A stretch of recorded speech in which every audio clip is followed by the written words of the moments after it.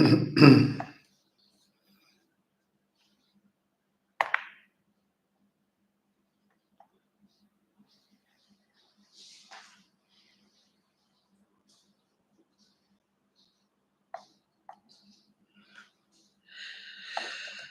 ampitomboana amintsika hatrany ny fahasoavana sy ny fiadanana avy amin'Andriamanitra raintsika sy Jesosy Kristy Tompo. Faly miarahaba antsika mpanaraka ny fandarana catéchisme d'adulte. Misaotra anareo ny amin'ny fandaminana.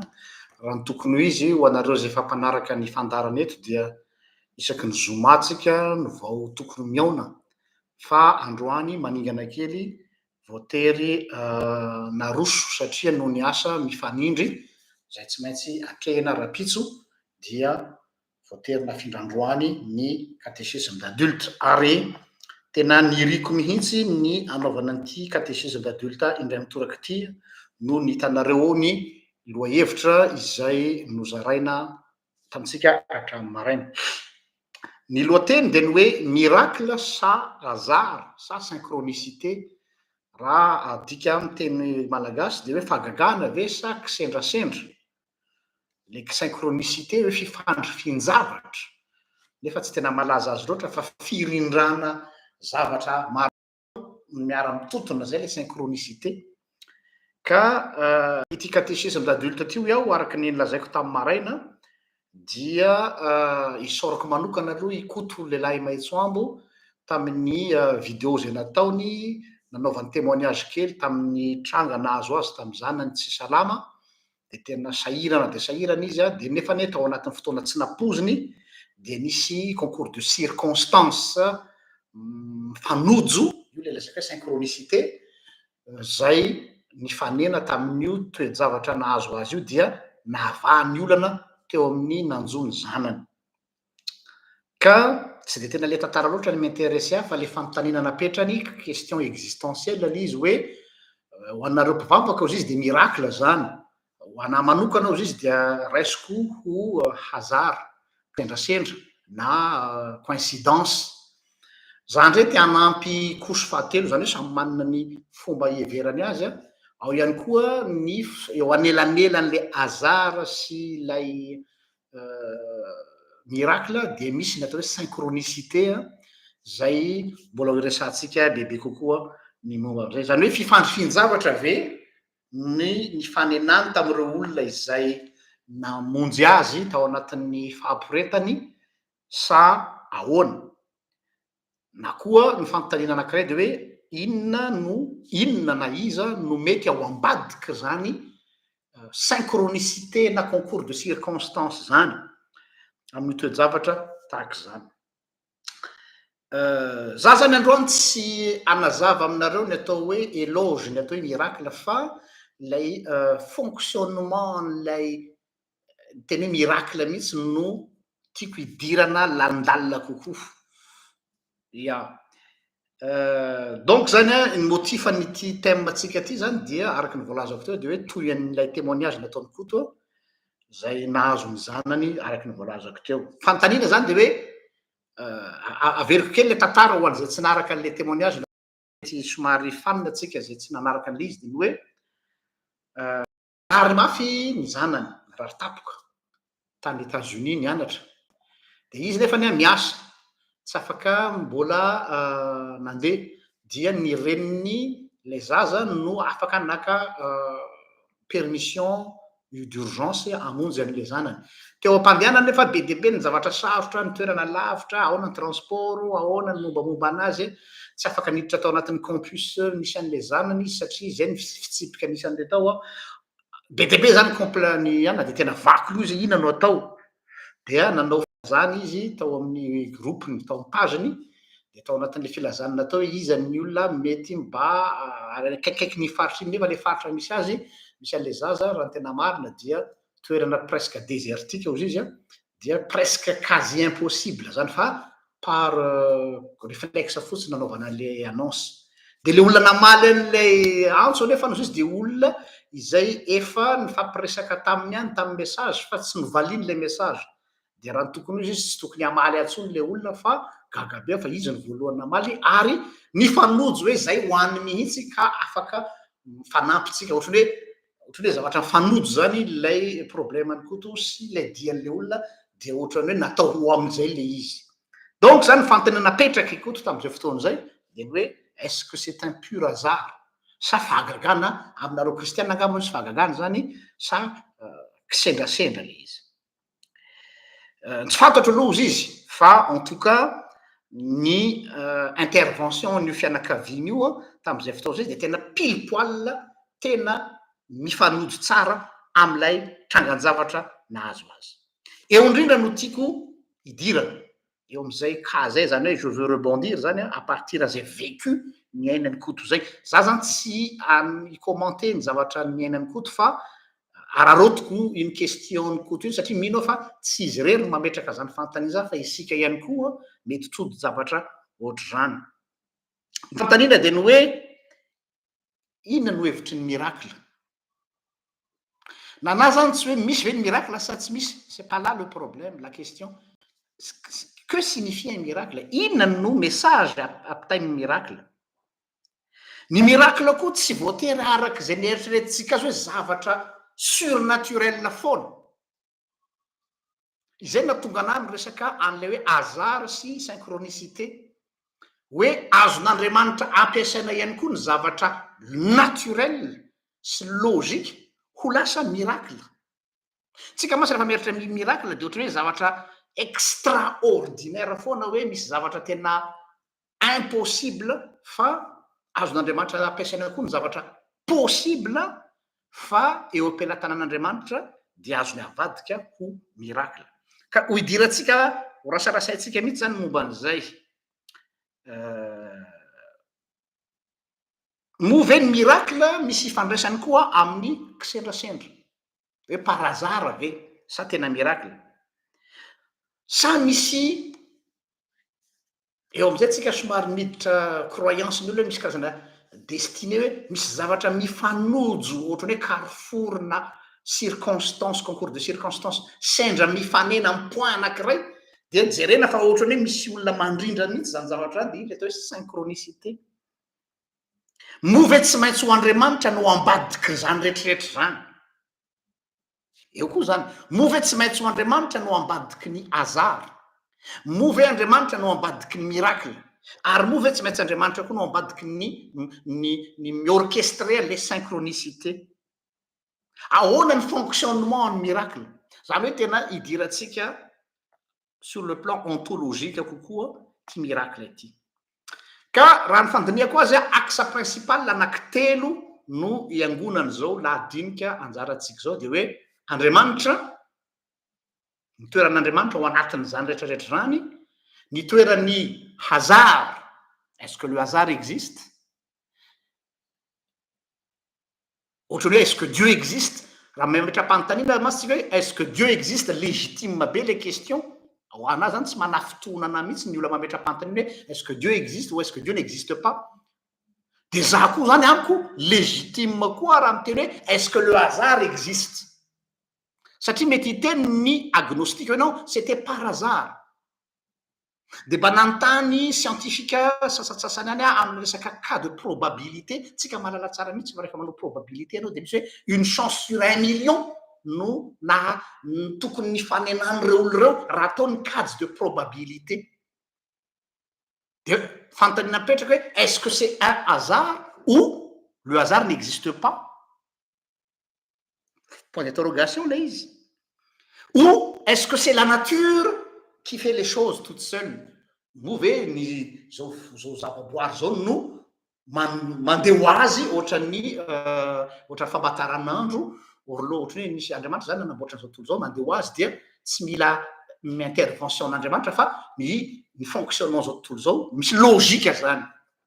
Misy logika ve nahatonga an'le izy sa hasard sa Andriamanitra sy ny sisa sy ny sisa. Question ngeza be io a. Raha ny marina raha anaovana dissertation tsy vita adiny efatra raha ohatra ka lafin'ny philosophie. Ahoana ny articulation, za ndray zany manampy hoe aiza ho aiza ny articulation entre Dieu, le hasard, la nature, la logique.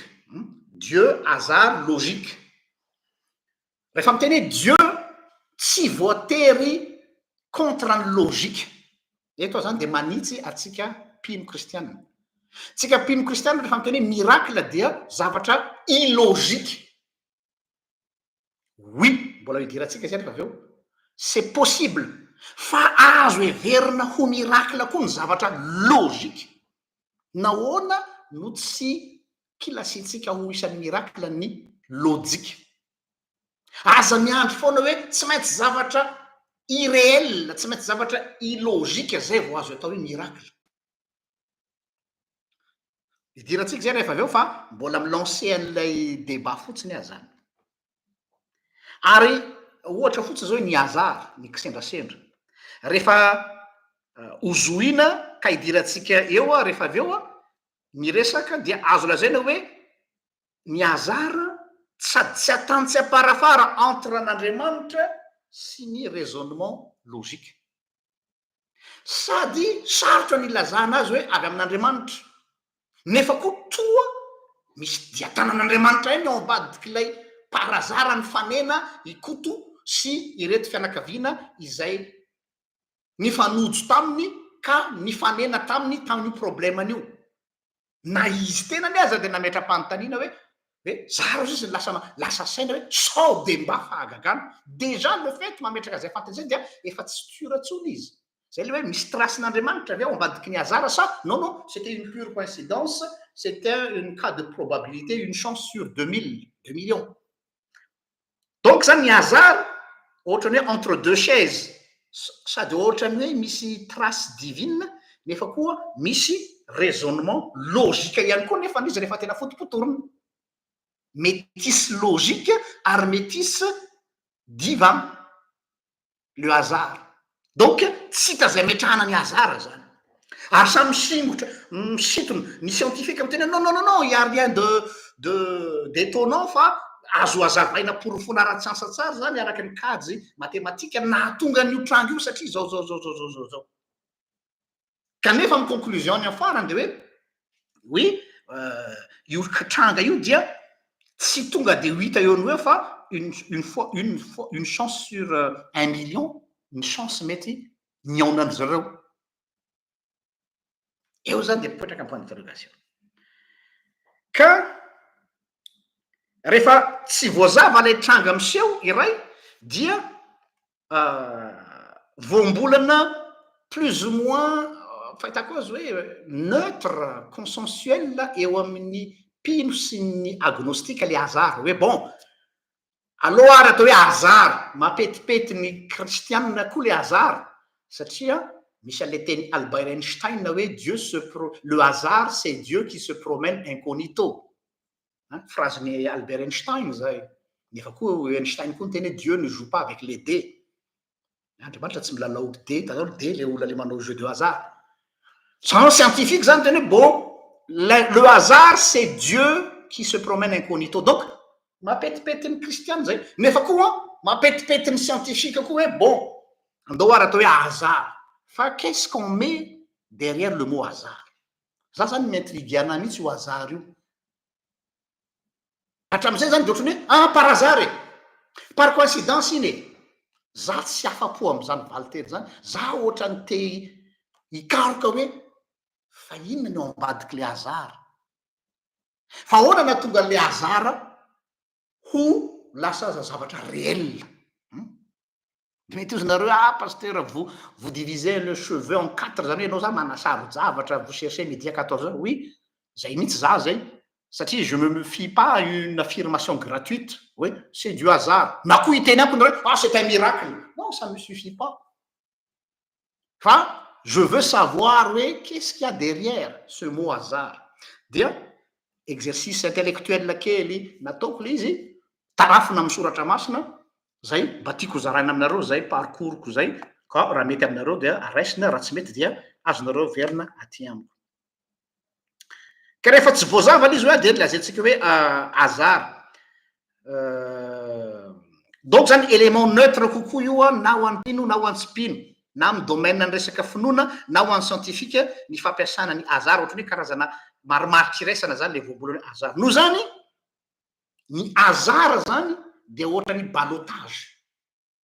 En balotage, tantareo zany balotage zany mety ho sady divin nefa koa mety ho sady logika naturel tsy tena misy tompony io azary io nefa samy situna ho azy ny fanontaniana mipetraka hoy ity mpandinika anankiray atao hoe Jacques Arnould expert éthique ao amin'ny CNES Centre National d'Études Spatiales manao hoe alefako ato amin'ny commentaire ny mombamomba ny olo io sy ny les citations de am'izay mba tsy veritsika hoy Jacques Arnould tsy za zany fa Jacques Arnould expert éthique au CNES Centre National d'Études Spatiales donc c'est pas un gugus hein, c'est un vrai scientifique fa un scientifique manao resaka éthique amin'ny lafiny recherche scientifique spatiale de ozy hoe est-ce que c'est Dieu qui se cache derrière le hasard ou est-ce que c'est le hasard qui se cache derrière Dieu? Point d'interrogation. Ah, zany raha nanaovana sujet de dissertation en théologie na de pasteur manana doctorat zany mety sahirakirana vao mahavaly zany a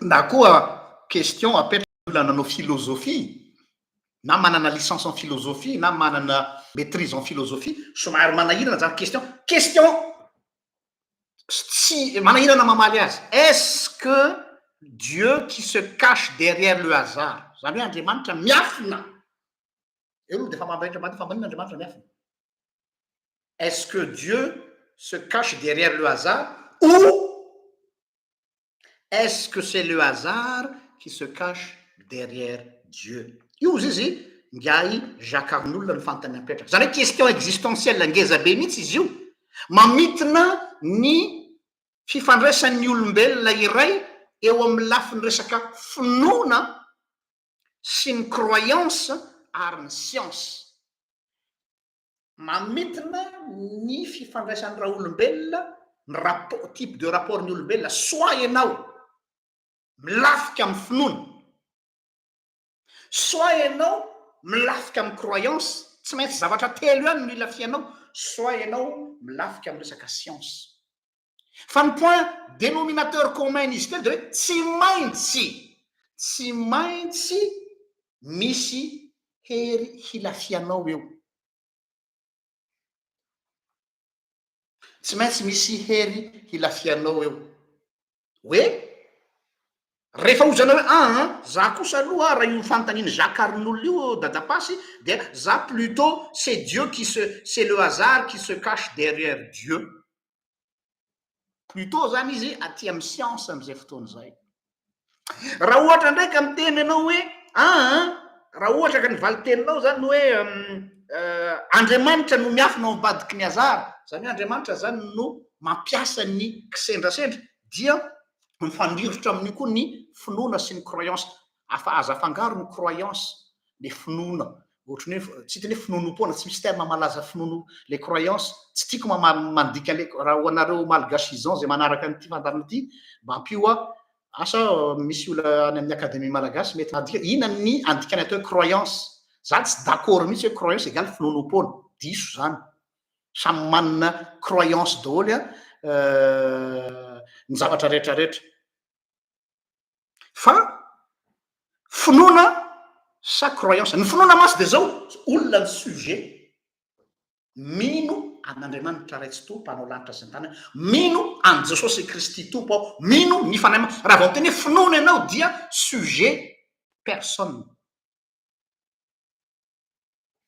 fa ny croyance dia tsy resaka personne no sujet fa ny croyance dia resaka coutume fomba fady fanaondrazana tradition ao anatin'izany ny croyance hitanao mahasamy hafa ny finoana dia ny finoako dia Jesosy Kristy fa ny croyanceko de za manana croyance ny amin'ny atao hoe fiainana mandrakizay tanareo fa samy hafa le izy tsy finoana ny fiainana ny fiainana mandrakizay tsy resaka finoana fa resaka croyance fa ny finoako dia miankina amina olona anankiray donc avela koa naloha iny fa tsy maintsy ireo zany ny ifandraisany aminatin'izay zany amiko zany dia sasanangy samy hafa ireo fa mifandray kosa nefa mifandray ny science sy ny foi ary ny croyance mariako fa ny finoana dia tsy mba isa ny croyance velively ary vice versa ny croyance koa dia tsy finoana ho hitantsika ny antony ilazana an'izany ao aoriana kely ao manarak'izay dia mariana ihany koa fa misy ereto zany dia na entre anay samy teolojiana dia tsy mitovy hevitra tsy hoe koa rehefa ao anatin'ny camp kristianina dia camarady daholo samy teolojiana dia tena misy tsy mitovy hevitra dia lazaiko eto zany hoe misy teolojiana namana sasany izay milaza fa izay monoteiste izy zany hoe mivavaka amin'Andriamanitra tokana fa tsy ombonako hevitra dia amin'ny firena voiziny dia manao hoe misy ny existence d'Andriamanitra azafady miaro mafy ny existence ny fisian'Andriamanitra izy par rapport ny science satria ny teolojia tanany dia manda ny fona tompoko fa tena anao teny baramanana ny immanence-n'Andriamanitra zany hoe Andriamanitra dia transcendant zany hoe le transcendant zany dia somary io le hoe Andriamanitra ao tapoloha izy malagasy fa zaho marina mijery loha samangina zany hoe transcendant eo tapoloha zany hoe maka distance aminao Andriamanitra zany hoe Andriamanitra tsy mifangaro amin'ny olona Andriamanitra tsy miara-miosina amin'ny olona Andriamanitra any amin'ny toerana zay misy azy no mijery ny raha olombelona ety ambony tany io le transcendance io ihany ozy izy no Andriamanitra ekena fa tsy ekena misy zany Andriamanitra immanent zany hoe le Andriamanitra immanent Andriamanitra miara-monina amin'ny olona impossible ozy izy zany divin zany hikambana amin'ny humain ary izy eo tsy ombonako hevitra aminy za de mitory un Dieu transcendant nefa kosa c'est un Dieu immanent Andriamanitra miara-monina amitsika satria zao raha vao tsy immanent Andriamanitra dia mifona tompoko a hiteny eto hoe dia lasa mitovy amin'ny sampy izy zay mahatonga le hoe any amin'ny sampy le hoe tsy azo tany fady ty a dia tsy mahazo manao kapy eo satria le raisonnement ambadika dia le transcendance hoe Andriamanitra misy distance misy elanelana aminao a tsy mahazo mifampikasokasoka ny divin amin'ny humain logika be eny le nany sampy tsy finonom-poana za contre be raha finonom-poana zany non misy raisonnement théologique mipetraka tsara mihitsy ny any amin'ny doany tsy miaro azy fa tiako azonareo le raisonnement inona mahatonga ny dadarabe sy ny mpitay zany amin'ny doany manao le fady hoe eto amin'ity faritra ty dia tsy azo ihinanana kisoa eto amin'ity faritra ty dia tsy azo anaovana kapa satria ny raisonnement ambadika dia mitovy daholo ny Andriamanitra rehetrarehetra na grika na malagasy na atsika malagasy manana ny atsika manokana ozy izy ny mpandala fomban-drazana mitodika aminareo mpandala fomban-drazana diso zany rahalahy tsy manana anareo manokana nareo malagasy fa hitoviza anareo animista rehetrarehetra io ny animista makany Inde ianao makany Afrika ianao makany Azia ianao makany amin'ny pôle nord ianao dia mitovy daholo dénominateur commun fa miendrika isy olo fotsiny samy hafa dia ny hoe transcendant ny Andriamanitra ny zanahary fatatsika malagasy fa tsy immanent zay mahatonga amin'ny teny hoe tsy mitovy ilay Andriamanitra ny baiboly sy Andriamanitra ny malagasy satria le transcendance dia hoe tsy mifampikasokasoka amin'ny olombelona zany Andriamanitra zany fa de normal izy mametraka fady hoe ity tsy azo kase fa ny Andriamanitra dia Andriamanitra miara-miosina amin'ny olona zay le hoe amintsika Andriamanitra io tsy anjiosy io satria na ny jiosy diso fiteninareo hoe razam-bazaha no tomponareo non ny jiosy koa dia mitovy aminareo mpandala ny mahamalagasy ny jiosy tiako teneny hoe judaiste zareo koa dia miteny hoe tsy azo atao ny miditra amin'ny tempoly raha mandeha fadibolana ny vehivavy esorina ny kiraro ty misy efitra masina indrindra efitra masina zany mahatonga an'Andriamanitra ny rovitiny ilay efitra manelana ny masina indrindra sy ny masina satria mbola le fomba animiste za tsy teny fomba jentilisa tsy tiako satria lasa misy caricature hoe ratsy na tsara tsy any ny resaka fa ny fomba ny animiste iombona ny olona rehetra lasa manana croyance animiste ny fomba isainana an'Andriamanitra tsy tian'Andriamanitra zany satria le Andriamanitsika c'est un Dieu transcendant oui misy distance misy elanelana amintsika izy satria masina nefa Andriamanitra ny safidy hikasea zay transcendance zay ka miaramonina amitsika Andriamanitra miaramonina amitsika zay le immanencen'Andriamanitra. Donc zany ina ny idiran'izany zavatra zany am'ty resakitsika ty de ny hoe ny miracle dia fidiran'Andriamanitra antsehatra ao anatin'ny fiainan-draolombelona izay tsy eken'ny agnostika.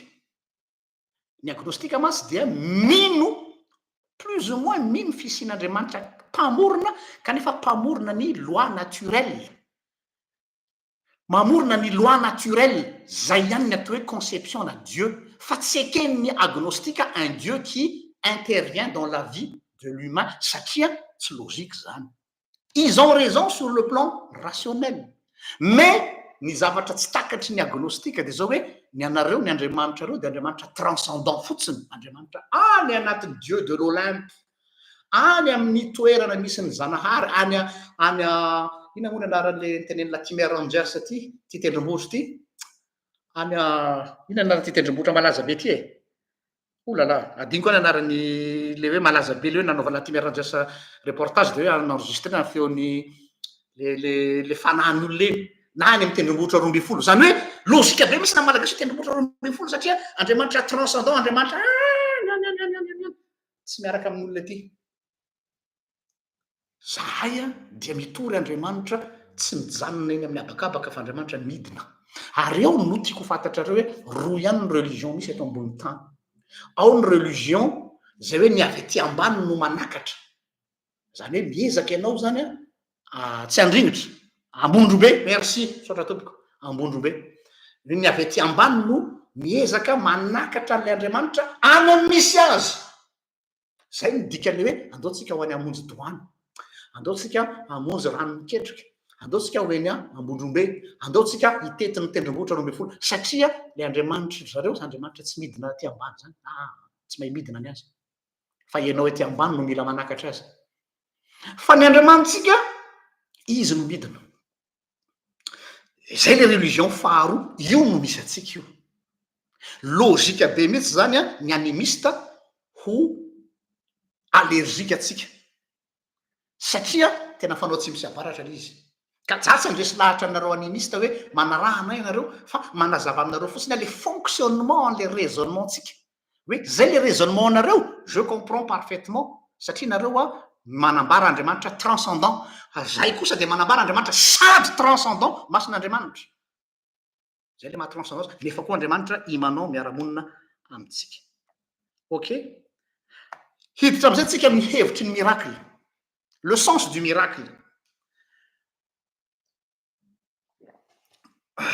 Tiako azavaina de ny manomboka eto de le départ, le mot miracle. Le mot miracle n'appartient pas exclusivement aux chrétiens. Ah oui, mety mandratra ny sofintsika ny teny hoe fahagagana tompoko na ny teny hoe miracle dia tsy voambolana kristianina samirery. Matetika masy tsika am'teny hoe za mino fahagagana de tonga de misy connotation ambadika zay mpivavaka io zany. Za mino fahagagana kristiana diso be nao. Ny terme hoe miracle dia tsy miappartenir atsika mpino irery ihany. Donc logika le fanontaniany koto hoe fahagagana ve zany, ary ao ambadiky ny sainy koto rehefa miteny hoe fahagagana ve zany de te heritreritra izy hoe safady tompo fa sady misy olona miantso ihany hoe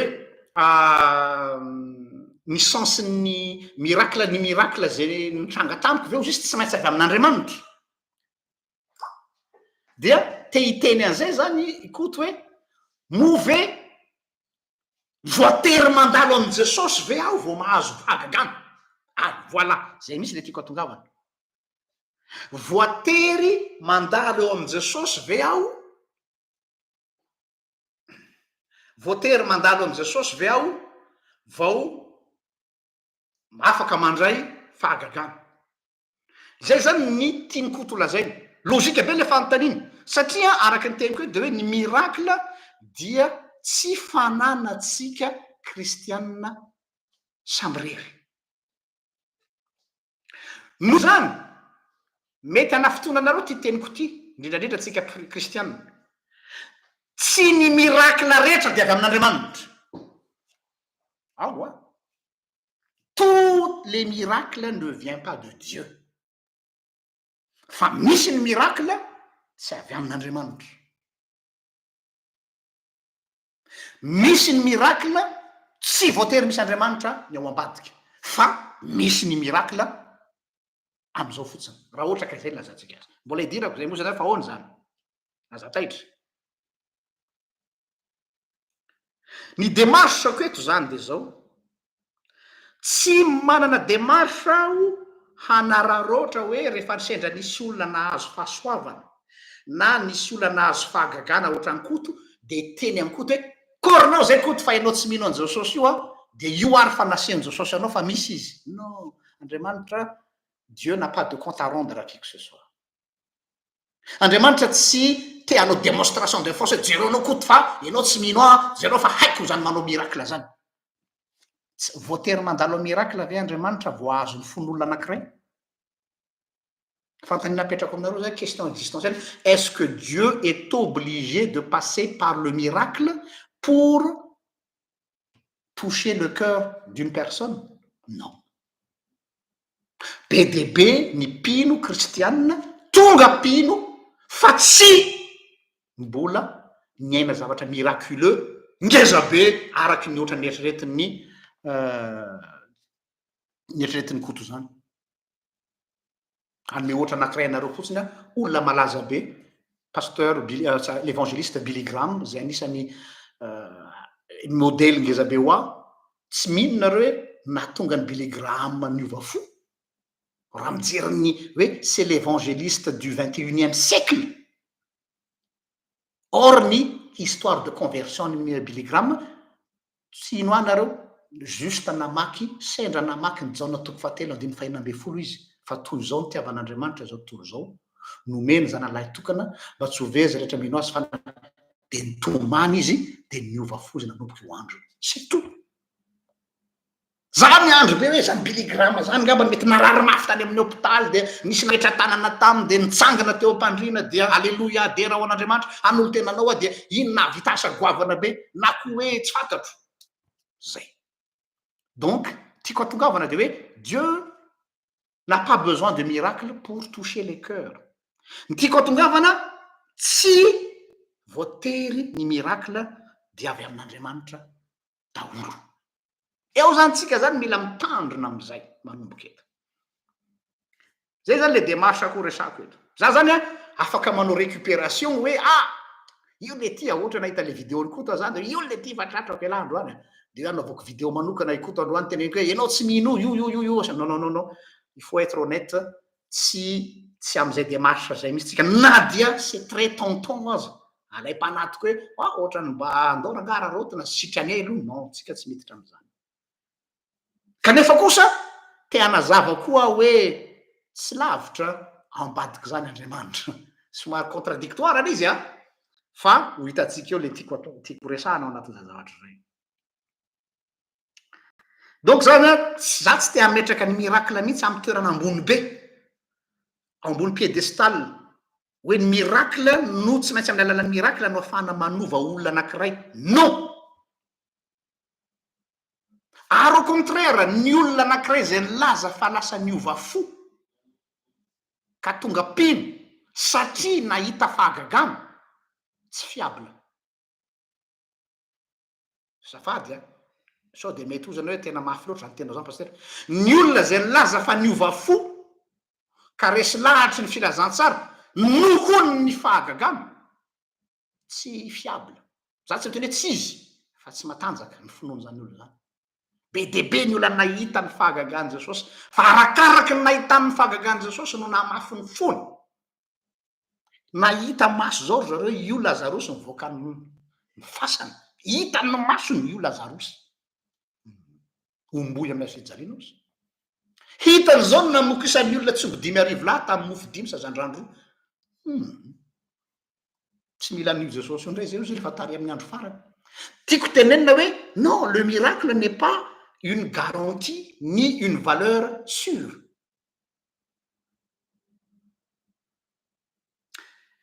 za manokana dia manana lecture plutôt critique envers le miracle. Ny question amiko dia tsy ny hoe misy ve ny fahagagana, c'est pas là pour analo zay a. La question n'est pas est-ce que le miracle existe ou pas, non, tiany fa ho ana dia ny hoe que signifie un miracle, inona no hevitry ny fahagagana ho ahy. Raha misy fahagagana miseho teo amin'ny fiainako dia nijanona teo amin'le hoe alleloia andehanao raka mpisaorana misaorana jehovah fanahiko ary za misy adinonao fitainrehetra zay mianakavy dia nanolotra vola ray tapitisariary ho an'ray aman-dreny mpitandriny dia nanao raka mpisaorana dia nanao zao dia manao fitaovy vavana ao an-trano dia saotra jesosy zay ve raha zay ihany dia ozy jesosy hoe raha am'izao fiainana zao ihany no anaty antsika any kristy dia manino mahantra indrindra noho ny olona rehetra isika. Zany hoe non zany tsy miteny hoe tsy ilaina fa pauvre de nous raha mijanona teo ihany fa le tena zavatra tao ambadiky le miracle no tokony voarainao nefa iny narinao ary 99,9% mpivavaka tratra an'io daholo tafajanona teo amin'le fahagagana dia tsy voarainy le message. Zany hoe le fahagagana nomeny jesosy no voarainy fa le jesosy zay nanome an'le fahagagana navelany. Zay nareo fa ahoany zany? Oui, ilay fahagagana nomeny jesosy voarainy tsara mihitsy draisy faly ane zany fa ilay jesosy nanome an'le fahagagana tsy miraisiny. Izay le mahatonga amin'ny teny hoe c'est pas l'existence du miracle no problématique, c'est le sens du miracle. Inona no hevitra ambadika?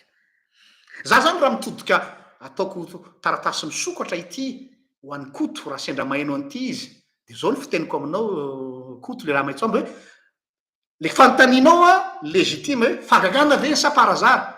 Amiko la question n'est pas là, mais la question se pose, monsieur Koto, quel est le sens de ce qui s'est passé à ce moment-là? Inona no hevitra ambadiky ny zavatra niseho taminareo mianakavy iny? Là, c'est une question à creuser. Iny a tsy anjarako no miditra am'izay fa anjaranao isika koa tsy koto rery fa isika koa anjaratsika no mandiniky firy amintsika no manana an'izay réflexe zay a isaky ny misy fahagagana miseho amintsika nefa ne isika tsy lasa lavitra fa nijanona teo amin'le couche superficielle ihany. Donc safady za zany a je ne suis pas dans une quête de miracle à tout prix. Za zany tsy ao anatin'le olona mikatsaka fahagagana na de tiako ihany arana izy ama olombelona aho draisy izy amony tsy anda tsy ho tia fahagagana fa tsy ao anatina atao hoe chasseur de miracle ohatrany hoe chasseur de trésor ny ametrahako ny toenako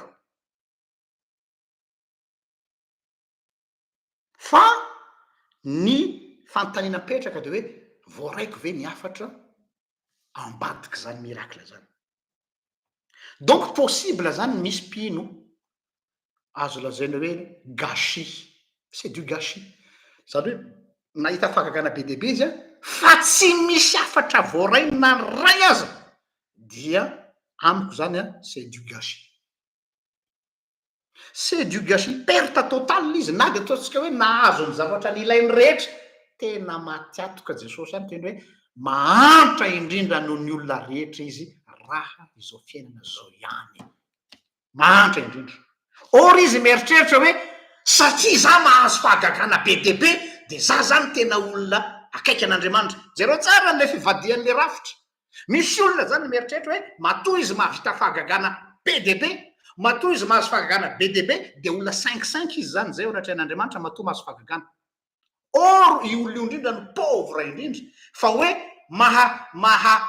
mahavoaray ny afatra zay nampitaina aminy ao ambadiky izy hoe izy tsy voarainy le izy ka dia fa tiatoka ray lavaka ihany zany. Ny teny hoe miracle dia avy amin'ny teny latina hoe mirary raha atao amin'ny teny sy teny malagasy fa teny latin dia miracle avy amin'ny teny latina mirary. Tsy haiko ny fanonoana anazy fa de zay aloha ny fanoratana azy a omeko anareo iny le hoe mirary raha miteny latina de hoe s'étonner gaga wow zay natao hoe miracle s'étonner raha ohatra zany ka miankina amin'io définition étymologique latine io ka hoe miracle égal étonnement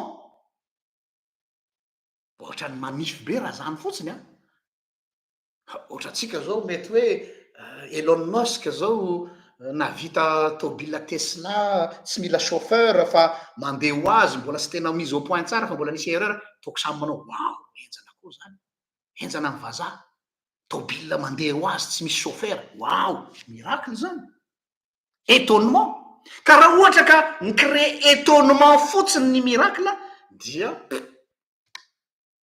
c'est pas important zany je trouve même hoe tena pauvre les définitions na inutile mafy kokoa azy hoe juste mi satisfaire ny curiosité an'le olona fotsiny mi procurer manome fihetsepo vetivety fa tsy lasa lalina ary tsy tonga lavitra fa mientam-po fotsiny de mijanona treo move tsy zany no nahazo an'reto olona be debe nanaraka an Jesosy falifaly fotsiny hoe ary indreo ny Jesosy ary indreo ny Jesosy zany hoe mandeha amina fihetsepo fa plus zareo mahazo fahagagana plus zareo maninona plus zareo nona plus zareo nona plus zareo tsy mahita tsiro tsy afa-po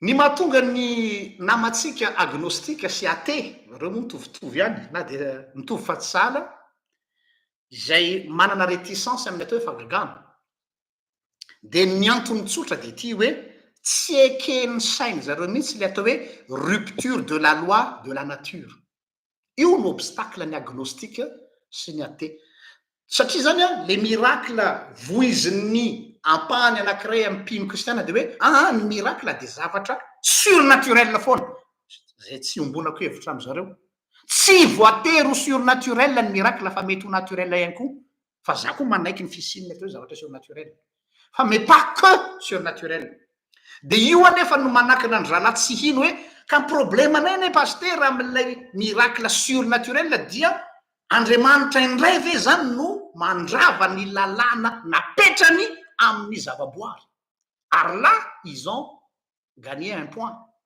logique ave paster no hoe andriamanitra naharinanitra sy ny tany d'accord zay ozy izy hatreo ny fomba nanaovany azy tsy idiratsika aloha fa iny a mandeha ny débat hoe théorie de l'évolution ve sy tsy antsolotsika fa hoe samy manaiky no zany hoe andriamanitra naharinanitra sy ny tany fa rehefa naharinanitra sy ny tany andriamanitra ozy ny agnostika sy ny athée dia nametraka ny loi naturelle de io loi naturelle io am'izay izy no mifehy ny tany fa tsy andriamanitra zay l izy a donc io loi naturelle io izy no napetraka andriamanitra de io no lalàna mifehy ny fiainana or ozy izy ny miracle zay torinareo eny ambony pilipitra dia mandrava an'le loi naturelle donc andriamanitra zany contradictoire amy tenany donc tsy mitombona ny miracle ary mipetraka ny raisonnement zalava tsy miditra resaka finoana tsika eto fa miresaka raisonnement intellectuel zay zany ny argument zareo ary tsy manafina aminareo fa misy théologianna sasany manaiky izany fisainany agnostique zany amin'ny à leur sauce de ozy zareo hoe lasa incohérent andriamanitra satria lasa contradictoire amin'ny tenany andriamanitra nefa andriamanitra ozy tsy contradictoire amin'ny tenany ary ho an'reto théologianna manakaikikaiky ny fironana agnostique reto a de zao hoe andriamanitra mpamorona nametraka amy toerany loi naturelle ary io loi naturelle io no miantoka ny stabilité cosmique raha ohatra zany ka akorotan'andriamanitra io loi naturelle io dia potika izao tontolo zao ka moa ve andriamanitra mpandrava efa be ozy izy ny andriamanitra reo zay le raisonnement dia mitovy amin'ny fisainany Albert Einstein izay hoe nanao izy izy ny miintéressé ana tsy andriamanitra tsy andriamanitra ny miintéressé ana fa le fahendrena ao ambadiky lay création le fahendrena izay ao ambadiky ny loi de la nature io no miintéressé ao izy Einstein fa tsy ilay Andriamanitra. Jereo nareo fa mikisaka zany ny curseur aty am'le loi naturelle, zany hoe lasa io zany atao hoe Andriamanitra, les lois de la nature. Izay mahatonga le Dieu de Spinoza torin'ny agnostique hoe ny Dieu de Spinoza dia Andriamanitra, Dieu existerait au conditionnel, mais il est dans la nature. Il est dans la nature, les lois de la nature. Aiza hoe izy tsika pino am'izay fotoana zay manoloana an'io fisainana agnostique io.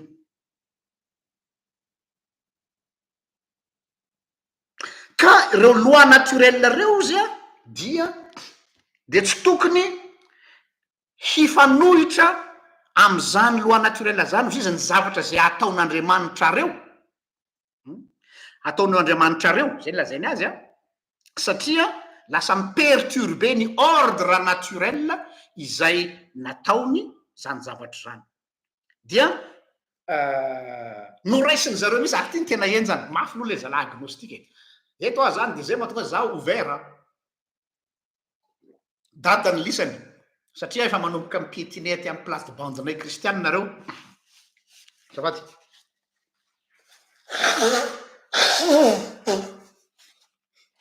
am'izao ny agnostique efa mampiasa soratra masina anoerana atsika kristianina zao ny stratégie ny agnostique hoe ny soratra masinareo ihany anery dadapaso no miteny hoe salamy fa 8:7 andiny fadimy ka hatramin'ny fahenina zay omeko anareo eto le izy a fa omeko ihany koa ny version française zay mazava kokoa noho ny version malagasy ifona koa fa zay no antony anaovantsika catéchisme fa tsy toroteny mandalina kely tsika lasa aloha ipotrany aminareo a hoe salamy faha io zany verset ampiasain'ny agnostique hanoerana an'le hoe miracle izay mandrava ny loi naturelle dia tsy mitombona satria manimba ny zavatra fanolazain'Andriamanitra. Salamo 148:5-6 de hoe midera azy relanitry ny lanitra ary anareo rano ambony lanitra aoka hidera ny anaran'i Jehova ireo fa izy no nandidy ny lalàna ny nature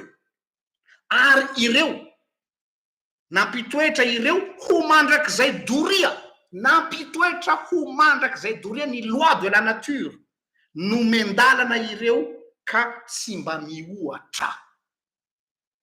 Amin'ny teny frantsay izy a de ohatr'izao ny filazany azy a mazava be kokoa fohifohy kokoa le izy nefany a plus clair dia adikako eto a hoe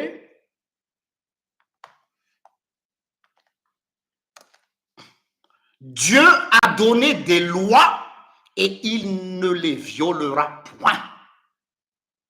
Io mihitsy ny tazomin'ny agnostique hoe bon raisiko ary ny argument-nareo hoe misy ny miracle, les miracles dans le sens hoe rupture à loi naturelle de misy zavatra surnaturel satria ny zavatra surnaturel matsy a de zavatra mifanohitra amin'ny lalàna naturel ao a donc zay no mahatonga zareo tsy manaiky ny miracle satria ozy izy a tsy no zahay tsy mino an'Andriamanitra fa no miteniny Andriamanitra reo ihany ozy izy no anajanay anareo mpivavaka dia io salamo 148 io hoe Dieu a donné des lois, les lois eto loi naturelle et il ne les violera pas. Na izy Andriamanitra za tsy mahazo mandika an'izany lalàna natoraly voajanazy. Ko nahoana ianareo no milaza indray ety afara fa Andriamanitra sy Jesosy Kristy nareo nanao favagana contre ny loi naturelle.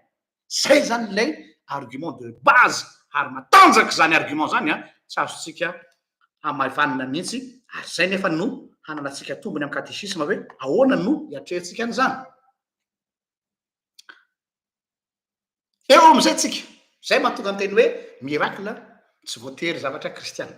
Ny miracle tompoko dia tsy voatery na obligatoirement ho d'ordre surnaturel. Mbola iverena koa fa misy miracle surnaturel de ho azavaiko aminareo agnostique ny antony sur le plan rationnel. Za tsy hiditra croyance mihitsy satria le croyance tsika tsy fanome mihitsy nareo tsy ino mandrak'izay mihitsy ny finoko donc za tsy hanao forcine anareo fa hoentiko amin'ny raisonnement anareo koa nareo fa alohany atongavako am'izay dia za koa de milaza hoe ny miracle dia tsy obligatoirement d'ordre surnaturel. Zany hoe Andriamanitra tsy voatery handrava ny lalàna ny natiora mba hahafahany mampiseho zavatra mahagaga, fa Andriamanitra dia afaka somatsara mampiasa ny loi naturel ary ny exploite izany loi naturel izany ho lasa miracle.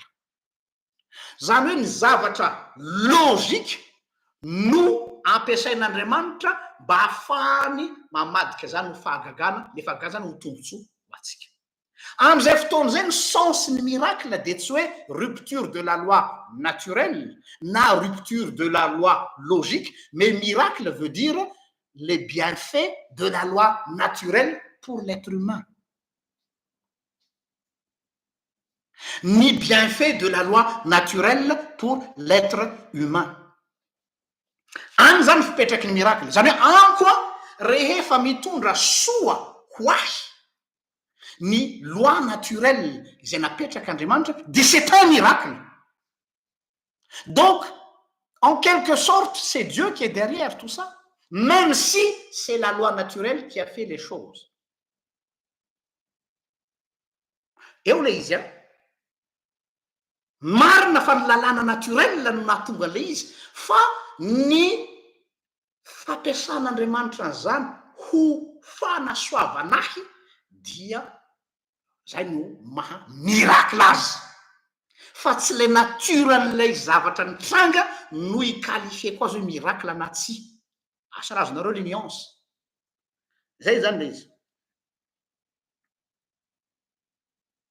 Donc tsy voatery misy manifestation surnaturelle, fa amiko dia karazana cocktail ianareo zany cocktail zany zavatra jus sy alcool afangaro, cocktail de concours de circonstance zay misy ain'Andriamanitra tsara nampifangaro azy.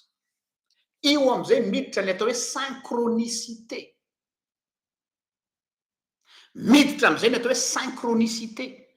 Ny cocktail na concours de circonstance logique sy rationnel no nataon'Andriamanitra cocktail dia amin'ny alalan'ny atao hoe synchronicité. Zany hoe le synchronicité zany ohatrany hoe tanareo an'olona zay mpamonjy cocktail de misy an'le fitaovana fampiasan'ny barman ohatr'zao le atsipitsipiny iny de afangarony ao, asiny kely menthe, asiny kely whisky, asiny kely non tsy cause à effet mihitsy, tsisy resaka cause à effet le izy, asiny kely zavatra dia ny concours de circonstance mifanindry zay tsy misy ifandraisany, tsy la loi de cause à effet, fa zavatra mitambatra dia ny fifangaroan'iny manome recette.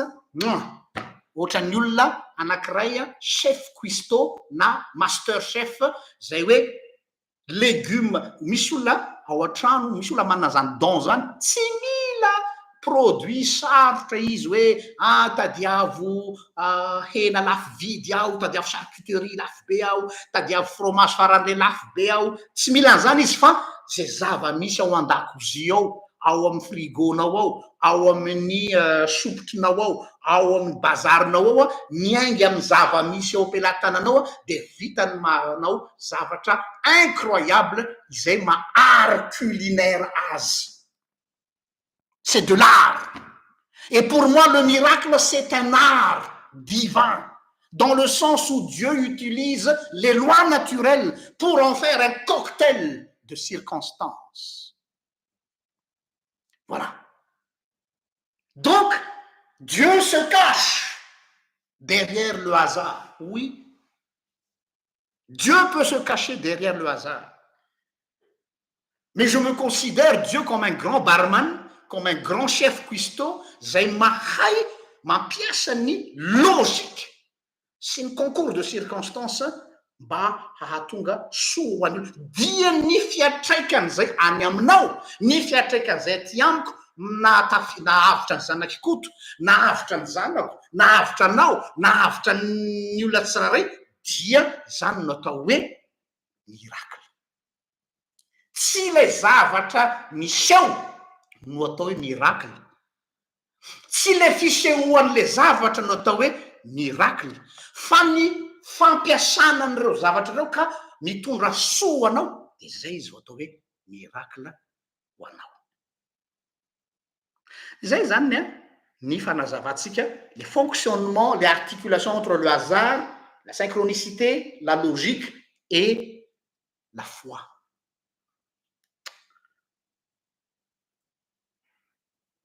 Donc zany io le cocktail na circonstance io ohatra misy chef d'orchestre mahay mandrindra azy tsara, mipotra am'izay le terme hoe synchronicité na hoe synchronique. Ny atao hoe synchronique na synchronicité dia mitovy amin'ny olona anankiray oariko sarotra be izy raha zavaina sur le plan synchronicité masy dia concept philosophie ny Carl Jung dia raha hiditra am'izay tsika lavitra be, lalina be, sarotra be, tsy anazavazavatra filozofia eto tsika fa hoezahtsika ny atonga le izy ho azo kirakiraina eo am-pelatanatsika rehetra. Dia madapteko le izy ny synchronicité zany raha miainga avy am'le fanazavana ohatra hoe cocktail de circonstance teo dia oariko amin'ny hoe mitovy amina auteur compositeur anankiray. Hitanao zao ny olona auteur compositeur mpamoron-kira.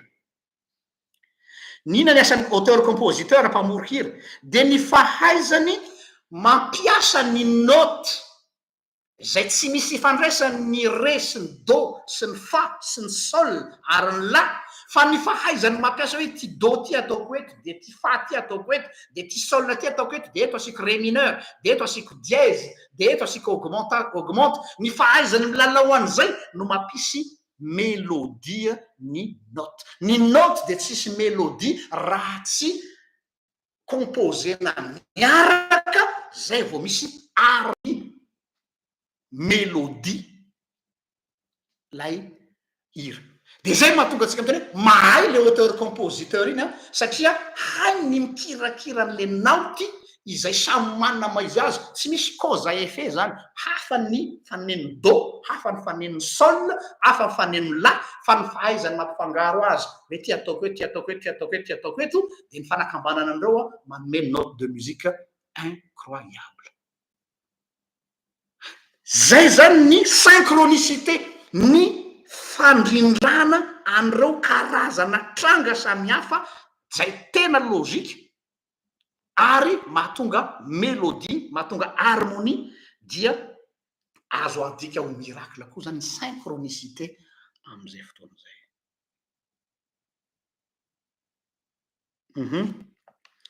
Donc misy zavatra zay mitrango eo amin'ny fiainantsika andavanandro mety zavatra ordinaire. Donc zany ne cherchez pas midi à 14h aza mitady hoe za aloha mbola tsy nahita fahagagana zany tamin'ny andro mpiainako. Misy olona tena zany. Sarotra ny mandainga pasteur, za tsy mbola nahay sambatra reny olona nahita fahagagana reny. Oh, raha miverina am'le définition le miracle anao zany de tsy zavatra surnaturel ny miracle. Fa ny fahaizanao miapprécier chaque détail ny fiainanao. Ny zavatra mitranga amin'ny fiainanao rehetrarehetra. Ivereno lasa ary zay mahatsara ny bokin'ny salamo manao hoe misaorany Jehovah ary fanahaka. Ary aza misy adinonao ny fitahiny rehetra, izy miteny hoe ireo apahany fitahina sasatsasany zay tsy atao amin'ny izy rehetra hatramin'ny zavatra zay tsy mampiteherika anao satria naretanao loza. Ivereno jerena reny note de musique rehetrarehetra nomenanao, anjaranao rehefa avy eo ny micomposer azy mba ho tonga mélodie mahafinaritra. Nefa koa misy olona mety nahazo note de musique tsara be, io le hoe zavatra surnaturel, fa tsy hainy ny composer azy eo amin'ny fiainany de mivadika hira mibarareoka. Nefa de tsara le note fa lasa mibarareoka satria tsy hainy ny exploiter an'le note de musique. De lasa hitanareo le olona le mitendry zava-maneno dridra-ngilo reny. Malheureusement manana instrument farany tsara be izy, manana note de musique tsara be izy, fa tsy hainy ny composer azy de mivadika zavatra makarary sofina ny miaino azy. Noho zany dia le miracle est azonareo ty kotongavana, le miracle est au quotidien. Le miracle c'est tous les jours. Enina ny zavatra nandalo ao ambanin'ny masonao tsy fantatrao miracle izany. zay zany le hoe logika fa eto am'izay hiditra am'le positionko zay tsy hitovizako hevitra am'ireo namako agnostika sy reo teolojiana sasany hoe andriamanitra tsy miviole loi naturel zany fa manahirana zao nefa ny zavatra adinonareo namako agnostika sy anareo teolojiana sasany tsy manaiky an'le atao hoe miracle dia misy zavatra surnaturel kosa nefa misy détail crucial anankiray adinonareo rahalahako sy anabaviko isany isika za ianareo samy manaiky hoe bon misy dieu créateur tsy mitovy ny fomba anazavantsika fa misy le dieu créateur ok de ny ombonantsika koa de hoe io dieu créateur io dia namorona loi naturel jusque là on est tous d'accord ohatrany Spinoza et compagnie fa raha toizako ny raisonnement nareo je vous suis dans votre raisonnement raha andriamanitra ary ny créer zavatra dikan'izay qui dit créer il a mis en place des lois qui régit la nature n'est-ce pas ny fantaniko apetrako aminareo ary mover limiter andriamanitra tsy afaka micréer loi naturel tsy ndriko tsara afaka micréer loi naturel hafa akoatry le loi naturel efa misy azavaika samy manaiky tsika za manaiky na de pastora reo hoe misy ny multivers efa ndraisantsika teto le hoe tsy ty univers ty any no misy fa misy univers hafa misy réalité hafa ny ambadika any zay tsy réalité tsika eto zany hoe manana loi naturel hafa koa ny univers hafa zay tsy loi naturel eto planète terre no loi naturelle any amy Jupiter tsy loi naturelle eto planète terre ny loi naturelle any Mars n'est-ce pas scientifiquement parlant donc qu'est-ce qui empêcherait Dieu de créer d'autres lois naturelles en parallèle avec la loi naturelle qui existe raisonnement tsotsotra le hitondrako an'le hevitra za tsy miteny hoe zay no izy fa inona no manaka anazy tsy anao an'izay ohatra tsika le hoe am'izao fotoan'izao ohatra misy découverte zay mahatonga anazy za tena tia be reny reportage le hoe découverte na scientifique reny hoe révolution ngeza be namorona zavatra tsy nieritreretiny bababe tsika sy neny be tsika taloha chercheur am'izao fotoa zao ohatra zao hoe tsy ilaina ntsony telefone orina kely ao tsy ilaina ntsony ny finday ohatra ao fa puce no atsofoka any anaty cerveau zany zao no ataony Elon Musk am'izao fotoa zao dia mifandray par cerveau ny olona zany zay science fiction taloha hoe non fa possible zany d'ici quelques années tsy resaketotra zany mialatsiny am'le fomba fiteny tsy science fiction zany fa logika scientifique izay impensable tamin'ny 1960 1950 1930 fa normal be amitsika zao satria efa lasa lavitra ny recherche scientifique zany hoe ny créer environnement scientifique vaovao ny scientifique ary manao bravo mihitsy aho ka lasa nahay morona zavatra zay tsy tokony hisy nefa lasa nisy am'izao fotoana zao jereo fotsiny io tsy ade lavitra tsika ity telefone ty zao tsika rehetra raiky amby folo amby zato tsika tazako eto en direct tsy mieritreritra zao misy tsika taloha tadidiko ihany le telefone ngada be le fiatsona mangalatra amy telefone amin'ny cabine n'olona reny hoe ela be de indraindray aranao folo minitra vao misy mamaly ary amin'ny bout du fil à la fin mandefa telegramme ianao mandrapatonga telegramme any efa vao hafa indray ny tonga any on peut dire c'est un miracle oui satria ny créer loi naturelle hafa indray donc zay zany ny zavatra anankiray faharo ho anareo zay mandaly izy de hoe andriamanitra zay metimety aminareo kokoa de le andriamanitra transcendant fa tsy mety aminareo mihitsy le hoe andriamanitra immanent zany hoe andriamanitra tsy afaka mi-intervenir directement eo amitsy le izy Dieu ne peut plus une fois izy zany nahary ny loi naturelle dia il n'a plus le droit d'intervenir directement dans la vie de l'humain fa tsy maintsy mandalo ny loi naturelle andriamanitra vao mahazo manao zavatra amin'ny olombelona zay le raisonnement nareo napetrany le loi naturelle dia vao fatotry ny loi naturelle andriamanitra tsy mahazo m'intervenir direct fa tsy maintsy mandalo amin'ny alalan'ny loi naturel vao mahazo manao zavatra amin'ny raha olombelona. Zay le transcendance. Sinon ozy ianareo a lasa manova ny fizotry ny tantara. Dieu modifierait le cours de l'histoire. Un Dieu qui intervient directement. Zay mahatsy manerinareo am'le miracle surnaturel. Ary ozy ny théologiana namanareo mpiaro ny firaikevitrareo dia hoe lasa tsy Andriamanitra zany hoe hoy ianareo intemporel, zany hoe tsy voafehin'ny fotoana. Donc Andriamanitra raha ohatra ka miditra tsehatra ao anatin'ny tantara dia lasa voafehin'ny fotoana. Donc Andriamanitra ozy tsy maintsy ivelany ity tantara ity. Fa raha vao miditra ao anatin'ny tantara Andriamanitra dia lasa temporel n'Andriamanitra, zany hoe lasa voafetra, dia manimba ny natura an'Andriamanitra le izy. Manimba le ma infini an'Andriamanitra le izy. Fa misy ozy nareo ny tokotanin'ny Andriamanitra, io le Dieu de l'Olympe, ary misy ny tokotanin'ny olombelona dia ty ambony tany, fa tsy mafaka mifangaro reo. Eo indrindra vao manomboka ny Genèse. Zay mahatonga ny bokin'ny Genesis tena complet. Ndray andro any mbola te-hanao fampianarana Genesis eto amin'ity page ity satria tsy resaka finoana ihany le fa manambara zavatra be dehibe ohatran'ny hoe cosmogonie ohatra zao. Vao manomboka ny bokin'ny Genesis dia inona zavatra hitanareo ao? Iza le Andriamanitra mpamorona? C'est un Dieu qui se promène dans le jardin. Andriamanitra mitsangatsangana rehefa arivo ny andro tao amin'ny jardin. Inona ny sens le mitsangatsangana? Oay, choquant be iny verset iny C'est la première fois qu'un Dieu s'introduit dans le monde des vivants.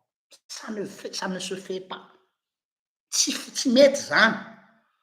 Satria ony mampetry ny voninahitry n'izay Andriamanitra ony ny miditra ao anatin'ny tontolon'ny raha olombelona.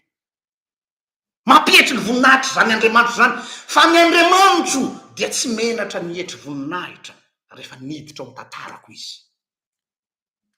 Oui, bitika aho, kankana sy navenina aho, toy ny vitsika, tsisy dikany, nefa miintéressé an'Andriamanitra. Heureusement, mon Dieu, c'est un Dieu immanent qui s'intéresse à une vermine comme moi.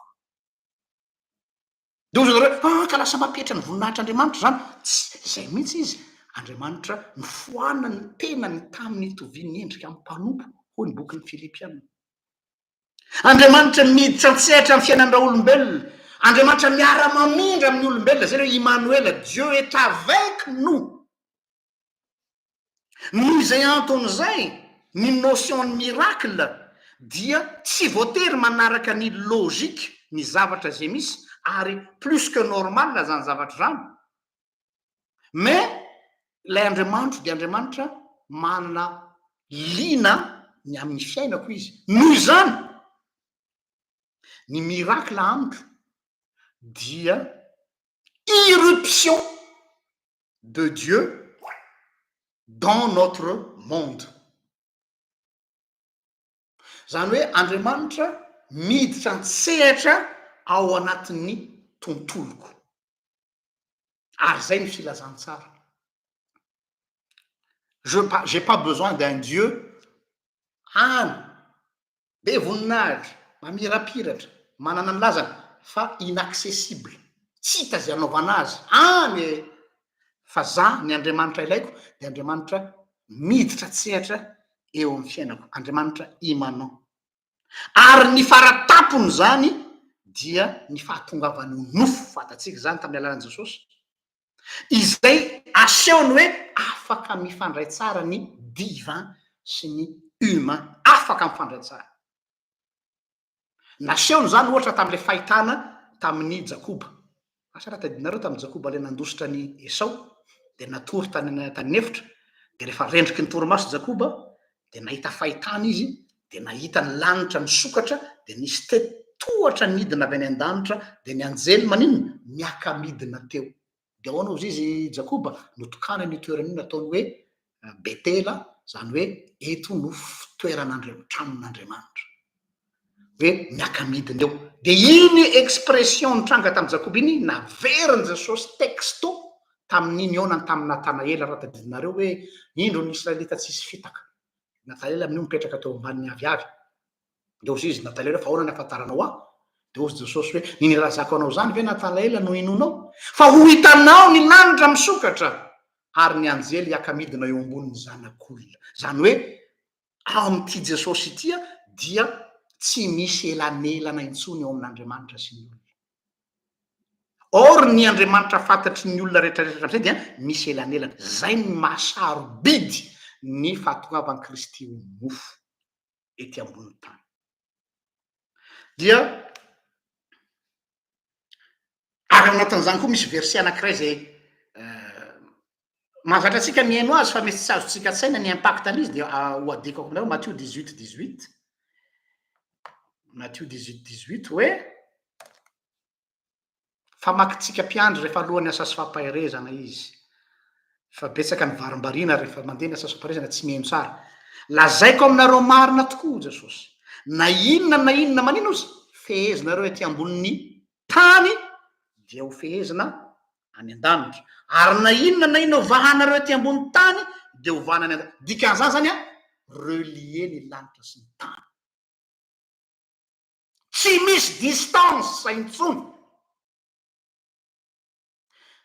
ary mbola ampiko hoe miondrika manatona ny tany ny lanitra mihavana ny lanitra sy ny tany ao amin'ny Kristy donc zany logika misy an'ilay irruption an'Andriamanitra ao amin'ny fiainako satria efa tafakambana ny lanitra sy ny tany zay le antony le miracle zany tsy zavatra mahagaga akory ary raha tena atao ny kaonty fa logika satria efa misy couloir mampifandray amin'ny monde invisible sy ny monde visible de iza io tetezana mampifandray azy io Jesosy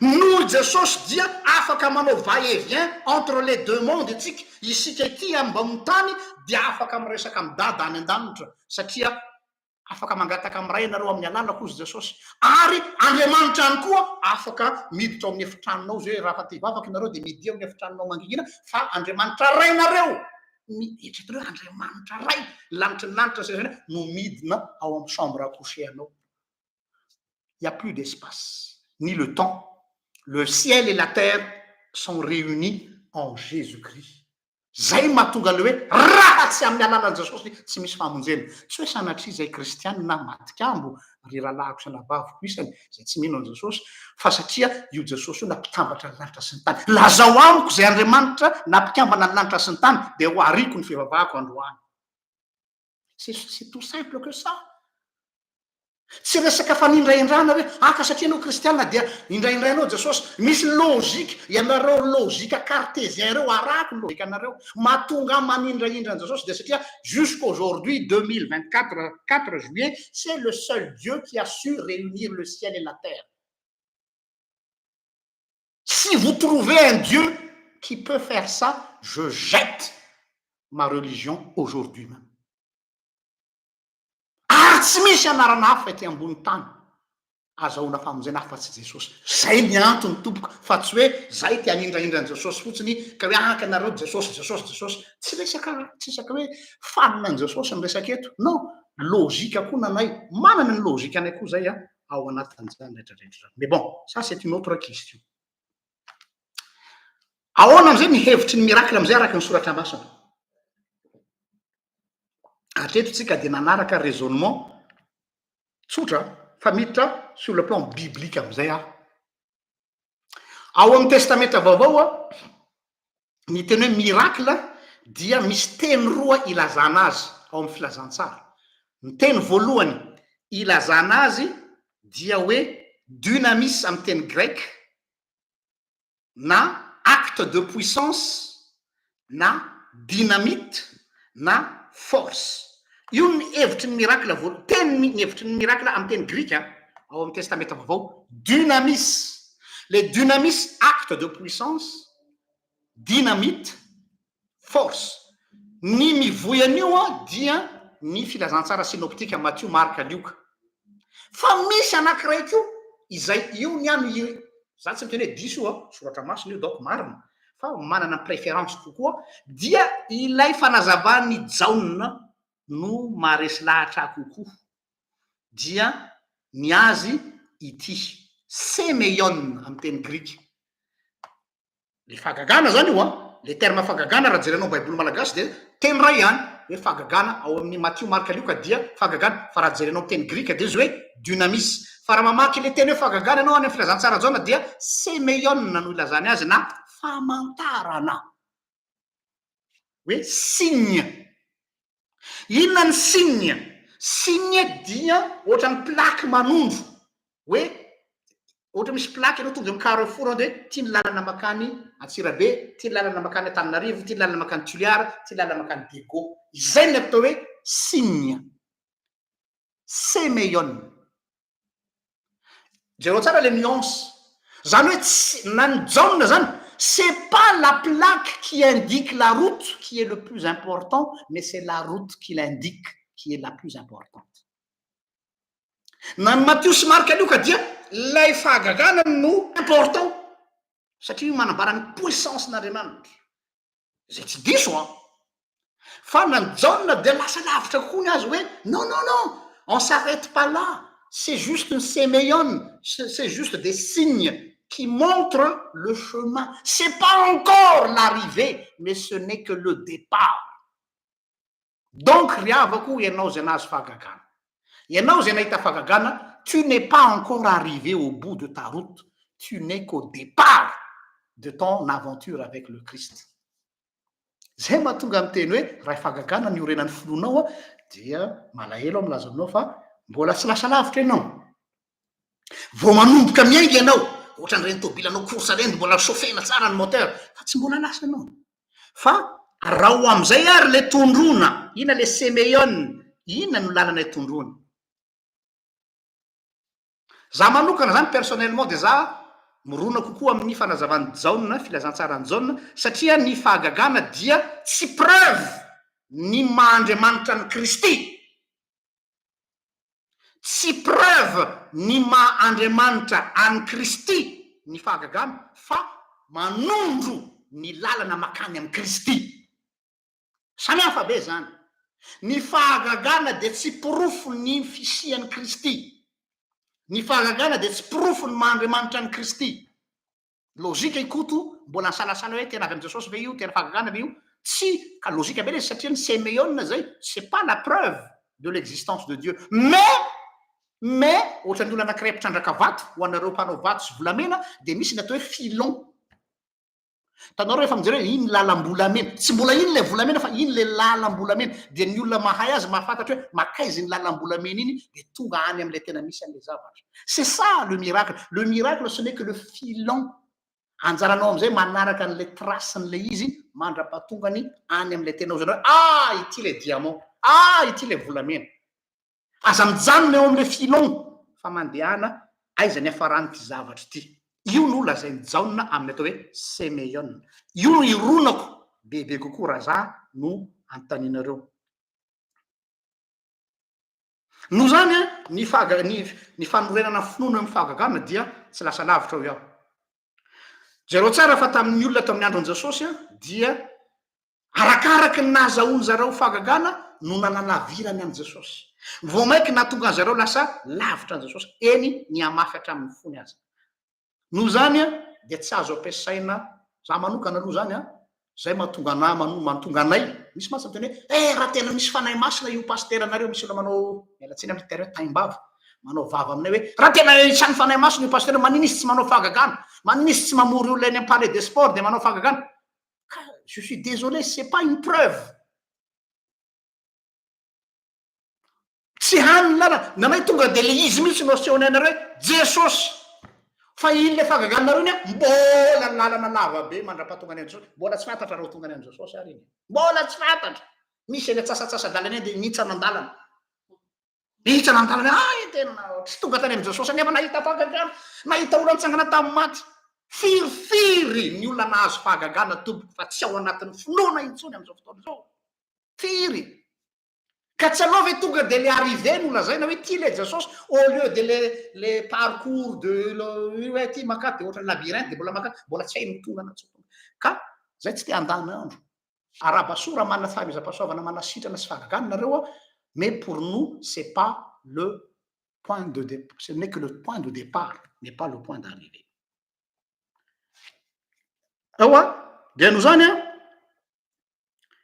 ny miracle dia signe révélé zavatra miafina mitovy am'lay atao hoe alasarona lazainy jaona any amin'ny apokalypsy zany hoe misy zavatra ao ambadiky ny voaly izay atondro anao tadidinareo le fanoa le proverbe chinois le hoe le ola le manondro ny volana hoe ireny volana de l'idiose izy ny chinois varina mijery le tanana manondro an'le volana fa le sage tsy varina tso mijery le tanana manondro an'le volana fa le volana tondrony no hitany de ohatr'izay koa amiko ny fahagagana de tahaka ny tanana manondro hoe iry jesosy de le problema tsy le jesosy tondrony le fahagagana no hitany olona fa le tanana manondro an'le jesosy or le tanana mety maloto le tanana mety mondro le tanana mety ratsy tarebe de mety ozytsika tsy possible zany oui logika be fa lay tondrony no tokony ho jerentsika ohatra zany zao jaona rehefa nanazava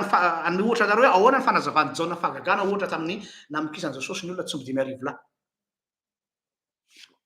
tsy manam-potoana tsika satria fony fotoana fa bakeo ny filazantsarany jaona rehefa nampitombo ny mofo tsombe ny mofo 5 sy azandrano 2 hoan'ny olona tsy mby 5,000 jesosy de zao nany jaona rehefa mitantarany iny izy mahavariana tantara iny le izy aloha vita le tantara avelany any le tantara tsy nyresahantsony le izy fa tonga de hoe o jesosy izaho no mofo midina avy any an-danitra zay mihinana ny tenako no manana fiaina mandrakzay zay misotro ny rako no manana inona ny ifandraisan'le mofo sy lay ako sy lay sy jesosy tsisy ifandraisana zany hoe ilay fahagagana zany nataony jaona prétexte raha zay ngamba lazantsika azy mba afahany mampiditra n'le tena zavatra le tena anton-dresaka hoe tsy ity mofo ity no zavatra fa ity jesosy ity le tena mofo zay nany jaona le izy manondro any kristy ny miracle miavianareo agnostika kosa nefa ny amin'ny miracle de zao misy verset lavalava eto voatero raisiko ifonako fa raisonnement ny agnostika ny raisiko mety ho gaga anareo a raha ilazaiko hoe ny scientifique agnostique mba ahafahany manohitra an'lay miracle surnaturel za zany eto de tena miteny hoe misy ny miracle surnaturel dia efa lazaintsika ny antony tsy nanekena azy fa eto koa dia ny point de départ any zareo koa dia tiany zareo be mihitsy a ny texte ny ecclésiaste ny bokyny mpitoroteny izay nalaino zala de nahodiny en leur sauce eo na tsika hoe raha littéraliste tsika mamaky soratra masina de mety mitondra akady fa ho raisikoa le izy hoe ao anatin'lay fanazavany zareo zany de hoe andriamanitra zany avec vraiment Dieu ne viole pas la loi naturelle noho zany ozy izy ny boky ny mpitoroteny ozy izy de manamafy tsara mihitsy hoe tsy azo ekena zava-baovao mitsropaka manova any zavatra efa petraky io satria ny fahagagana de zavatra vaovao avy any amin'ny monde hafa miditra ao anatin'ny monde tsika dia tsy azo ekeny zany satria ny soratra masinareo ihany ozy miteny an'izany de andeha raisitsika mpitoroteny toko voalohany andiny faharoa ka hatramin'ny fahafolo eny tompoko lava be izy kanefany a mamela nareo amaky azy ray amanontolo satria important be ty argument ny agnostika scientifique ity mpitoroteny toko voalohany ny andininy faharoa ka hatramin'ny andininy fahafolo ny anaran' jesosy zavapoana de zavapoana ho ny mpitoroteny zavapoana de zavapoana eny zavapoana ny zavatra rehetra inona ny soa azony olona amin'ny fisasarany rehetra izay sasarana ty ambany masoandro lasa ny taranaka iray ary mandimby koa ny taranaka ray zany hoe tsisy zavatra afaka ohatr'izay aza mamorona ozy izy fa lasa ny taranaka ray zay zavatra ny seho taloha ihany no miseho ankehitriny zay nanazavana azy fa ny tany mbola naharitra mandrakizay tsisy zavatra vaovao zany ny masoandro koa miposaka ary masoandro miletika sady miriotra ho any amin'ny fitoerana izay ny posahany mianatsimo mirivotra ary miodina mianavaratra mivezivezy mandrakariva izy ka miverimberina manodidina indray zany hoe tsy misy zavatra hafa mipotra fa ny lalàna naturel ihany cyclique zay le izy miverimberina ny reny rano rehetra de somary makany amin'ny ranomasina nefa tsy tondraka ny ranomasina any am'izay faleany reny rano ihany no iverenany indray maivana ny teny rehetra ka tsy misy olona mahalaza ny maso tsy mamonjery ary ny sofina tsy mamy ny ainy ary zay efa teo ihany io trindralabe io andiny fasivy io ary zay efa teo ihany no ho tonga indray ary zay efa natao ihany no mbola hatao indray fa tsy misy zava-baovao akory aty ambany masoandro raha misy zavatra azo lazaina hoe eo ary raha misy zavatra azo lazaina hoe ity vaovao zany hoe ity miracle ity zavatra tsy fahita mampotra dia ilay efa teo ela ihany amin'ny andro talohantsika ihany zany grave be raha io verset io a zay haitsika tsanjery no raisiny zareo zany hoe raha tsorina de ny fond raisonnement ny agnostique scientifique de ny hoe toute idée de changement ou toute nouveauté qui fait irruption dans le monde est dangereux ary lazay hoe vanité de vanité zava-pona zany hoe c'est du n'importe quoi zay ny dikan'le vanité de vanité n'importe lozika be zany zany amty hoe n'importe quoi zany fahagagany zany satria tsy possible hisy zavatra hafa ndray a mbola hitsofoka ao anatin'ny zavatra efa préétabli dia no raisin'lay mpitory-teny toko voalohany diny faharoa ka hatramin'ny fahafolo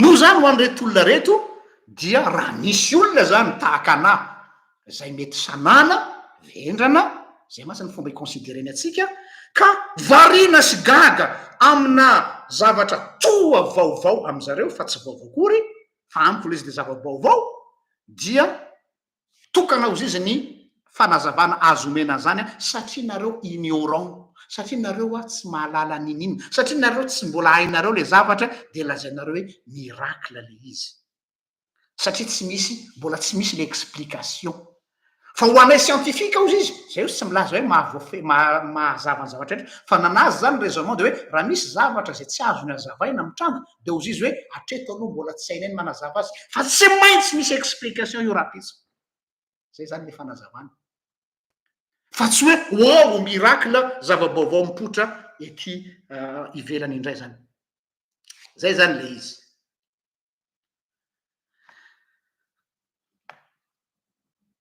alohan'ny farany de tiako iverana kely le resaka hasard le kisendrasendra sy le synchronicité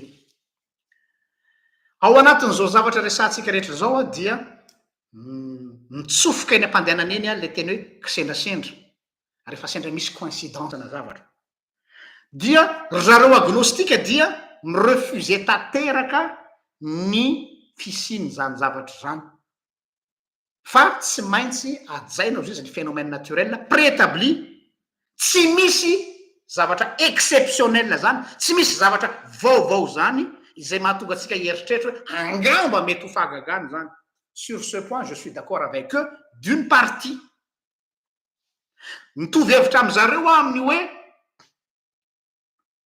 mba tsy eritreritra mahatonga ny olona latsaka ao anatin'ny rétribution matsy hoe matoa misy zavatra mitranga eo amin'ny fiainanao ohatra hoe latsahana varatra le olona na misy tafiny enjera de bodona ny lohany dia matetika masy eo am'izay mahatonga le croyance misy zavatra misy karma angambany zany misy zavatra tsy mety nataon'le olona de ny fiezahanao mitady explication phénomène naturel ozy izy de mahatonga croyance ary marina io fanazavana io ny fiezahanao mitady fanazavana phénomène naturel dia mivadika ho croyance fa tsy ekenao hoe c'est comme ça c'est la loi de la nature am'izay kosa dia d'accord am'zareo satria mivadika croyance le zavatra fa il y a un grand mais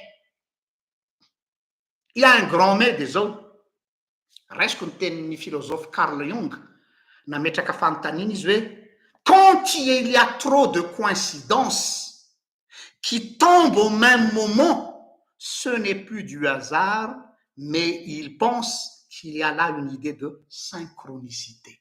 Rehefa misy miverimberina loatra ny kisendrasendra, miverimberina loatra ny par hasard ao anatin'ny fotoana anankiray voafetra, dia tsy ampy intsony ny fanazavana hoe non, c'est la loi naturelle, fa misy synchronicité ao ambadika zany. Inona ny définition-ny synchronicité dia adikako amin'ny teny frantsay satria tsy za namaritra azy fa Jung dia omeko anareo eto a définition synchronicité par définition ozy Jung hoe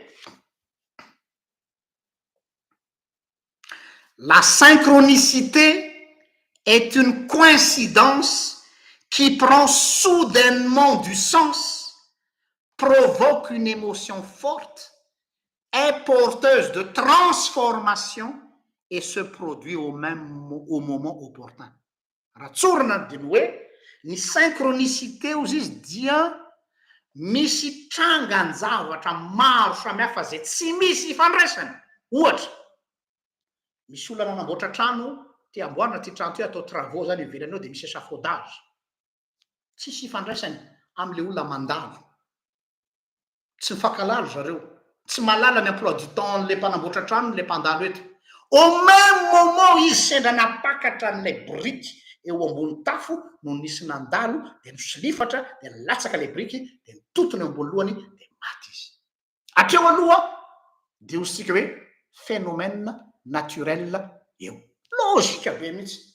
Il faut pas chercher midi à 14 heures. Non, fahafatesana rehefa tonga fahafatesana de zay vato latsaka tsy mpiaviny an-danitra io ka zay tontona de zay marina zany. Fa talohan'io izy Jung.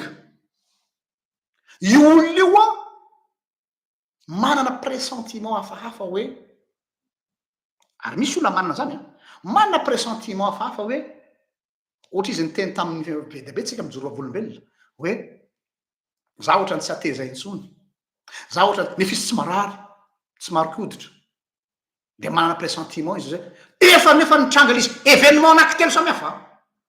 Pressentiment, calendrier hoe tsy maintsy andalo eto izy. Nefa ny entreprise Thomas et Piron ny anarany zay mba tadidiko tato nanapa-kevitra hoe anamboatra raha. Tsy misy lien ifandraisany reo zavatra telo reo fa ny coïncider amin'ny fotoana anankiray, amin'ny toerana anankiray de miaraka nitotona de micréer émotion any amin'le olona. Tsy misy cause à effet tsony am'izay fotoana zay fa izany natao hoe synchronicité hoy Jung. Ny fanontaniana mipetraka de zao hoe inona ny ambadiky zay synchronicité zay. Iza no ambadiky zany? Question tsy voavaly zany. Est-ce qu'il y a un chef d'orchestre derrière tout ça? Pas forcément. Fa le fifandrifinjavatra zay resantsika eto no tsindrina am'izay fotoana zay. Tsy misy resaka cause à effet fa événement telo samihafa tsy misy fifandraisany nefa miara fampitotona amin'ny fotoana anankiray dia micréer sens ho anao. Ny tiako atongavana zany de sady mamaly any koa to aho no mamaly atsika koa aho, mamaly koa aho satria question mipetraka amitsika rehetra izy hoe rehefa misy tranga miseho ohatry zany de aza mitady lavitra araky ny tenin'ny Georges Andriamanantena na rady hoe aza vela alala ny antony. Mety hitena raha tsy nandalo teo izy zany de mety tsy maty, raha tsy nanao zany izy de mety tsy vodona tobila de mety voavody raha de lasa culpabilité ho anao le izy le fadisokitra. Non, misy événement zay tsy azotsika calculena fa rehefa mitranga de mitranga. Fa ny important ao ambadiky le izy de hoe inona ny sensin'lay synchronicité mitranga teo amin'ny fiainanao. Izay no tokony ho jerenao fa tsy lay zavatra mitranga. Eo am'izay ny amaranako an'le tenin'ny Albert Einstein hoe Dieu ne joue pas au dé. Le dé hitanao le kilalao le manao loka reny tsika de manipy dé. Andriamanitra tsy manao zavatra kitoatoa na manao zavatra kisendrasendra fa Dieu est Dieu. De farany za manokana zany raha te antaninareo misy ve ny hasard de za mamaky aminareo hoe le hasard n'existe pas mais soit c'est Dieu qui nous parle à travers une situation. Tsy miteny hoe Dieu qui est derrière la situation mais Dieu qui nous parle à travers une situation. Soit Dieu nous parle à travers la loi de la nature. Tsy Andriamanitra daholo no ambadiky reo fa reo zavatra misy situation mitranga indépendamment de Dieu. Tsy azotsika apetraka ao an-damosin'Andriamanitra satria raha nitranga impozy zany de avy amin'Andriamanitra misy non fa Andriamanitra kosa nefa ny afaka miteny ambadiky zany zavatra mitranga zany amiko. Inona no teneny amiko ao ambadiky n'io concours de circonstance miseho io. za zany tsy d'accord mihitsy am'le fironana kristianina manao hoe tena nasian'andriamanitra fahafatesana atao am'le fianakaviana mba hitodiany amin'andriamanitra. Non, c'est pas un dieu sadique, mon dieu. Nasiany loza atao am'le fianakaviana mba hahatonga le fianakaviana lasany vavaka. Possible lasany vavaka le fianakaviana rehefa nisy lozany fandiby, fa tsy andriamanitra nahatonga an'le loza mba hahatonga an'le olona hivavaka. Raha vao zay mantsy le izy dia manahirana be ny zavatra zay tenentsika. Nefa koa andriamanitra afaka mampiteny io concours de circonstance io mba hanasoavana atsika. Ary farany dia ny lalàna ny natura ihany koa dia azon'andriamanitra ampiresahana, ohatrany marionnette io. Tsy andriamanitra no manao an'le izy fa andriamanitra no mampiasa ny loi de la nature. Voninahitra ny eo an'andriamanitra zay azy hatramin'ny taloha indrindra ka ho azy mandrakizay. Hivavaka isika rehetra. Misotranao zay Jesosy eo raha nomenao izao fotoakarivo izao nanazavanay sombontsombo ny fahalanay ary voafetra tokoa zahay. Kanefa zay sombotsombony kely tahaka ny voatsinapy dia ianao no ampitombo zany avy zato eny any am-pon'ny olona. Ifonako aminao ny fitavozavozana, ifonako aminao ny tsy fahampiana satria tsy voalazan'ny olombelona ny sainao Andriamanitra. Fa aokane zay sitrakao ho tavela ao am-pon'ny tsirairay avy. Ny anaranao Jesosy no angatana izany. Amen. Mirahatra soatsika rehetra, samy hitahin'Andriamanitra mame fotoana anareo amin'ny manaraka indray. Veloma tompoko.